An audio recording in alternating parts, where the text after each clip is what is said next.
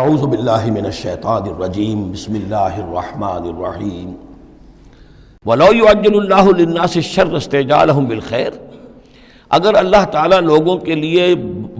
خرابی میں، شر میں بھی اتنی ہی جلدی کرتا جتنی کہ وہ چاہتے ہیں خیر میں۔ اب آدمی چاہتا ہے کہ جو بھی کام کر رہا ہے اس کے نتیجہ نکل آئے، جلدی سے جلدی نکل آئے، لیکن یہ کہ جو غلطی کر رہا ہے اس کا نتیجہ بھی اللہ اسی طرح جلدی نکال دے تو اللہ تعالیٰ تو بڑا حلیم ہے، وہ تمہارے اچھے اعمال کا بدلہ بھی جو دے گا تو وقت آنے پر دے گا، اور جو تمہاری غلطیاں ہیں، گناہ ہیں، سختیاں جو تم کر رہے ہو، معصیت، اس کی سزا میں بھی وہ جلدی نہیں کرتا۔ وَلَوْ يُعَجِّلُ اللَّهُ لِلنَّاسِ الشَّرَّ اسْتِعْجَالَهُم بِالْخَيْرِ، اگر اللہ جلدی کر دیتا لوگوں کے لیے برائی، جیسے کہ وہ جلدی مانگتے ہیں خیر، لَقُضِيَ إِلَيْهِمْ أَجَلُهُمْ، تو ان کی اجل کبھی کی پوری ہو چکی ہوتی، ان کی مدت عمر ختم ہو چکی ہوتی۔ فَنَذَرُ الَّذِينَ لَا يَرْجُونَ لِقَاءَنَا، پھر وہ الفاظ آئے، اور پھر اب چھوڑ دیں گے ان لوگوں کو جو ہمارے سے ملاقات کے امیدوار ہی نہیں۔ بڑا شان استغنا ہے، وہ ہم سے ملنا نہیں چاہتے تو ہمیں ان سے کیا دلچسپی ہے، وہ ہم سے ملاقات کے خواہاں نہیں تو ہمیں بھی اب ان کی طرف کوئی التفات نہیں۔ نظر الذین لا یرجون لقاءنا فی طغیانہم یعمہون، ہم چھوڑ دیں گے ان لوگوں کو جو ہم سے ملاقات کے امیدوار نہیں ہیں کہ وہ اپنی سرکشی کے اندر اندھے ہو کر بڑھتے چلے جائیں۔ وَإِذَا مَسَّ الْإِنسَانَ الضُّرُّ، اور جب انسان کو کوئی تکلیف پہنچتی ہے، دعانا لجنبہ، وہ ہمیں پکارتا ہے، دعا کرتا ہے، لیٹا ہوا پہلو کے بل، او قاعدن، یا بیٹھا ہوا، او قائمن، یا کھڑے ہوئے۔ فلما کشفنا عنہ ضرہ، اور جب ہم اس سے اس کی اس تکلیف کو دور کر دیتے ہیں، مر کأن لم یدعنا الی ضر مسہ، پھر وہ ایسے چل دیتا ہے جیسے اس نے کبھی ہمیں پکارا ہی نہیں تھا، کہ وہ تکلیف ہوئی نہیں تھی، اسے کوئی تکلیف ہوئی، وہ اس نے پکارا، ہمیں بھول جاتا ہے۔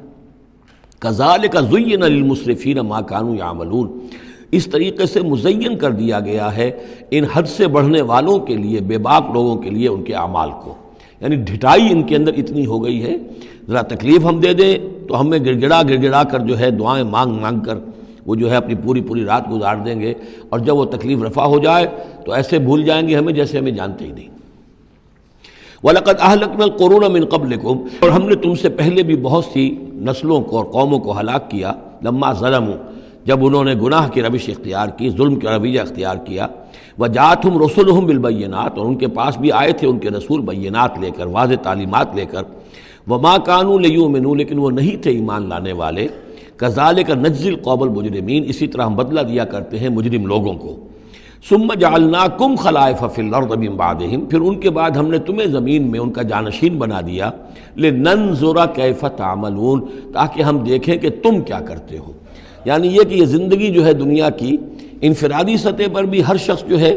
قلزم ہستی سے تو ابرا ہے مانند حباب، اس زیاں خانے میں تیرا امتحان ہے زندگی، تو ہر شخص جو ہے 30 40 50 60 70 برس کا امتحان دے رہا ہے، اور قومیں ہوتی ہیں، امتیں ہوتی ہیں، وہ بھی ایک مجموعی اور ایک طویل حساب کے ساتھ جو ہے ان کا بھی آزمائش کا دور ہوتا ہے، ان کو بھی آزمائش ہو رہی ہے۔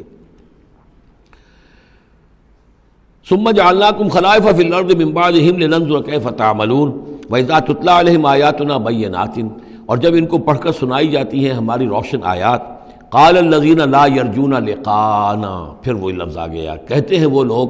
کہ جو ہم سے ملاقات کے امیدوار نہیں ہیں، جب ہم سے ملاقات کے امیدوار نہیں، ہماری آیات کی طرف متوجہ نہیں، استہزاء کرتے ہیں، ان کو سنجیدگی سے سننے کی کوشش ہی نہیں کرتے، وہ کیا کہتے ہیں، ائت بقرآن غیر ھذا او بدلہ، اے محمد اس قرآن کے سوا کوئی قرآن آپ پیش کریں یا اس میں کوئی ترمیم کریں، اٹس ٹو ریجڈ، یہ تو بہت سخت ہے۔ آخر ہماری بھی کوئی بات مانی جانی چاہیے، کوئی کمپرومائز ہونا چاہیے، کچھ گیو اینڈ ٹیک ہونا چاہیے، کچھ ہمارے معبودوں کو آپ مانیں، کچھ ہم آپ کی باتیں مان لیں، کوئی نہ کوئی مصالحت کی روش ہونی چاہیے۔ یہ قرآن تو بالکل ان کمپرومائزنگ ہے، بہت ریجڈ ہے۔ ائت بقرآن غیر ھذا، اس کے علاوہ کوئی قرآن لائیے تو ہم مان لیں گے، اور بدل ہو یا اسی میں کوئی ترمیم کر لیجئے، تھوڑی بہت چیزیں نکال دیجئے اس میں سے۔ قل ما یکون لی ان ابدلہ من تلقاء نفسی، اے نبی کہہ دیجئے میرے لیے ہرگز ممکن نہیں ہے کہ میں اس میں اپنے جی سے، اپنی طرف سے کوئی تبدیلی کر دوں۔ ان اتبع الا ما یوحی الی، میں تو خود پیروی کرتا ہوں اس کی جو میری طرف وحی کی جا رہی ہے، میں پابند ہوں، میں اس کے اندر کوئی کمی بیشی، کوئی ترمیم و تنسیخ نہیں کر سکتا۔ انی اخاف ان عصیت ربی عذاب یوم عظیم، مجھے خود ڈر ہے اگر میں اپنے پروردگار کی نافرمانی کروں گا تو ایک بڑے دن کے عذاب کی پکڑ میں آ جاؤں گا۔ قل لو شاء اللہ ما تلوتہ علیکم، ان سے کہیے دیکھو اگر اللہ چاہتا میں یہ قرآن تمہیں پڑھ کر نہ سناتا،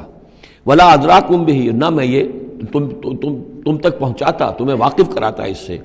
فقد لبثت فیکم عمرا من قبلہ، تو اس سے پہلے بھی میں تمہارے درمیان ایک عمر گزار چکا ہوں،